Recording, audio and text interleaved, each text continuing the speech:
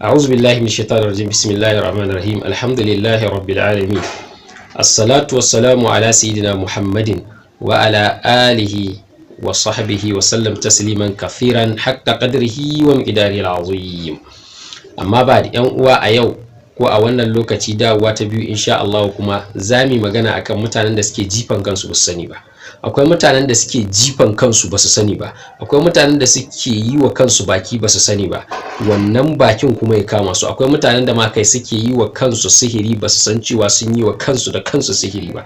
Sai su dinga ganin cewa abubuwansu sun cakuɗe, sun rasa ya za su, sun rasa mafita a rayuwa, ba su san cewa su ne suka jefa kansu cikin matsalar ba, ko su dinga zargin bayan Allah, ko a dinga kalawa aljanu, ana cewa ya aljanu ne ai kaza ne. Nan ko mutum bai san cewa da kansa yayi wa kansa jifa ba, ko mutum bai san da kansa yayi wa kansa sharri ba.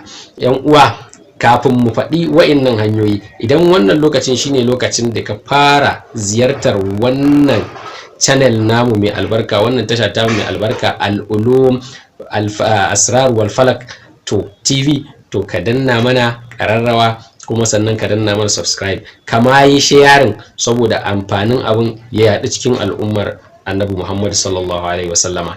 To a mutanen da suke jifan kansu ba su sani ba suna da yawa, amma yanzu zan kawo mana mutane guda uku, mutum nau'i uku da suke jifan kansu ba su sani ba. Suna jifan kansu ba su sani ba, saboda haka dan sun ga abubuwa sun dagule musu, kada su zargi kowa, su zargi kansu. Mutum na farko, mahassadi, wanda ya zamanto cewa kullum shi yana yi wa mutane hasada, ko yana yi wa wani mutum bi ainihi hasada.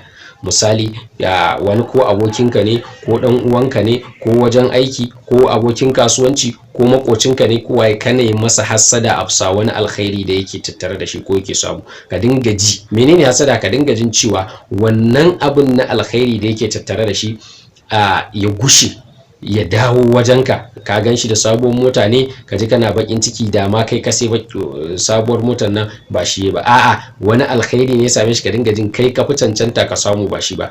Wannan shine hasada. Ko kuma ka dinga jin cewa mummunan hasada kenan, ka dinga jin cewa gare ya rasa, kai ma tunda a ƙasa kake yawo, shi kuma yanzu Allah ya taimake shi ya sai mota, shi ma da ma ya rasa, ku dawo ku ci gaba da yawo a ƙasa. Wannan ita ce kuma mafi muni a hasada. Amfanin kai ba ma so kake dawo wajenka ba, so kake yi ya bata, kowa ya rasa. Wannan shine mafi mummuna hasada. Wannan shine nau'i na farko daga cikin mutanen da suke jifan kansu ba su sani ba, da nassin hadisi na Annabi sallallahu alaihi wasallama. Annabi sallallahu alaihi wasallama ya ce alhasadu yaqtulu alhasida qabla almahsud. Ita hasada tana kashe wanda yake yin ta tun kafin ta haukan wanda ake hasada. Labudda da wannan hadisi zamu gano cewa ashe hasada tana yin tasiri akan mutum biyu. Wanda ya hasada farko za ta yi tasiri a kansa, za ta kashe shi, za ta lalata masa lamarinsa, ba zai taɓa ganin daidai ba. Sannan na biyu kuma in ta gama da shi, za ta iya komawa kan shi kuma wanda ake wasa da shi ma, kaga cewa al'amuransa suna lalacewa. A wani sabon gida ya sai ga gida ya ƙi zaunuwa, ko wata mota ce siya, kullum ana gyara da sauransu. To wannan hassada ce da ce tasirin ta yaje ya hukanta, domin Annabi sallallahu alaihi wasallama tun da ya ce tana kashe mai yin hasadan kafin wanda ake wa hasadan, wannan yana nuna cewa akwai wani burbushi kenan na tasiri da za ta yi akan wanda ake yi wa hasada.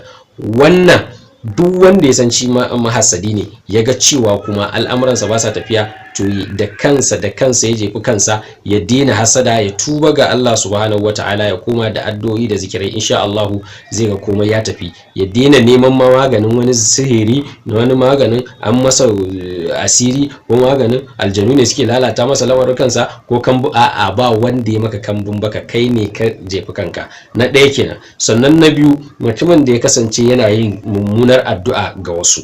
Annabi sallallahu alaihi wasallama ya gaya mana cewa duk wanda yayi wa dan uwansa wata addu'a ta alkhairi, to akwai mala'ikun da suke tsaye a gefe za su ce kai ma haka. Idan kuma kai wa mutum addu'a ta shari, to akwai mala'ikun da za su koma a gefe suna cewa kai ma haka. To dan uwa, sai ka tsaya ka duba ka gani, da addu'a ka kai dan adam, da addu'ar mala'iku wa'inda la ya'suna Allah ma amarahum wa yaf'aluna ma yu'maruna, wana addu'a waye za ta fi saurin shiga? To saboda haka idan kana jifan mutane, ko kana zage kana jifan mutane ko kana musu mummunar addu'a, kana yi musu mummunan fata, to kasancewa kanka da kanka kake jifa, kanka da kanka kake jifa. Shi yasa malamai suke cewa duk mutumin da ya zamanto majefi, duk samun kuɗin da zai dinga yi ko ma menene za ga ba shi da wata nutsuwa, za ga kuma abubuwansa ba sa tafiya a yadda yake so. Inda za ka tambaye shi ka ce masa da Allah wai kana jin daɗi kana nutsuwa a cikin zuciyarka, zai ce maka shi baya ji, inda zai faɗi gaskiya. Saboda me? Saboda sharrin da yake kullawa da al'umma, yake jifan su, yake musu mummunar addu'a. Allah ubangiji madaukakin sarki ya kiyaye mu. Sai mutum na uku wanda shine na ƙarshe, shine mutumin da yake yi wa mutane baki, ko yake yi wa kansa da kansa baki nake nufi. Saboda haka mutum kana da abun hawanka, bara in je in ɗauko wancan kaza ɗin abun hawan nawa kaza, ko kuma wannan kwarbabban gida ko waye, ko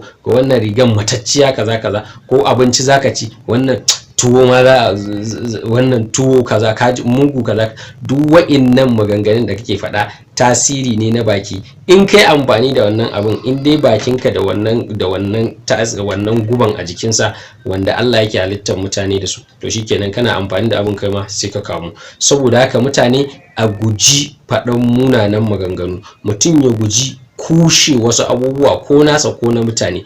Lallai mutum ya zamanto cewa kullum idan ba alkhairi ne zai fito daga bakinsa ba, to kada kalmar shari ta fito, ya shiru kawai. Shi isa malamai suke cewa shiru, so da yawa shiru ya fi alkhairi ga ɗan adam.